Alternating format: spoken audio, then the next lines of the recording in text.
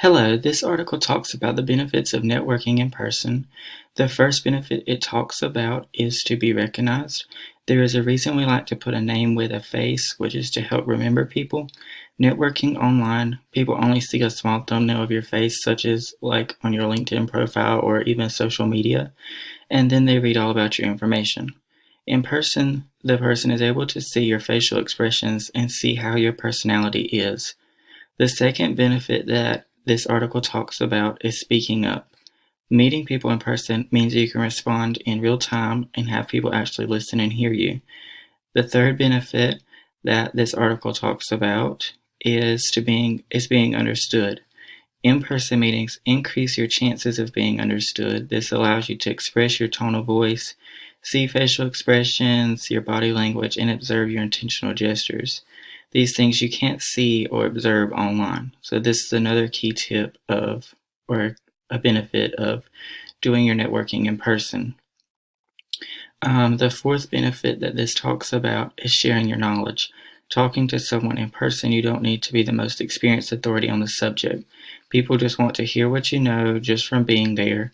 And then the fifth benefit that it talks about is finding chemistry between people. Some people just click right away, and the only way to find this out is by meeting them in person. And lastly, this article talks about the benefit of meeting different people. Networking in person allows you to meet a wider variety of people that you wouldn't meet online.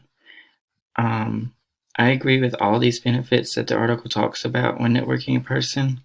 I think they are all very important and really give you the chance to express yourself and show your character to other people. I think by networking in person, it already shows that you're confident and can hold yourself up to standards, because most of the time people get nervous and they have to prepare for networking in person rather than doing it online.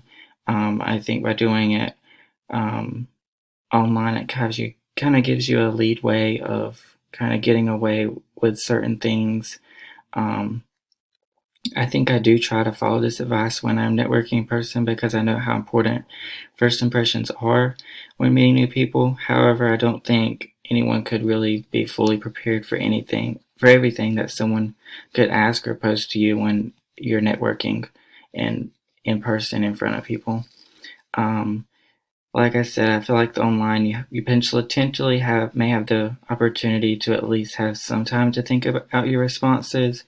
But either way, I still think that these benefits could help in person or online. So I hope you find this article and advice helpful for future networking experiences that you may have.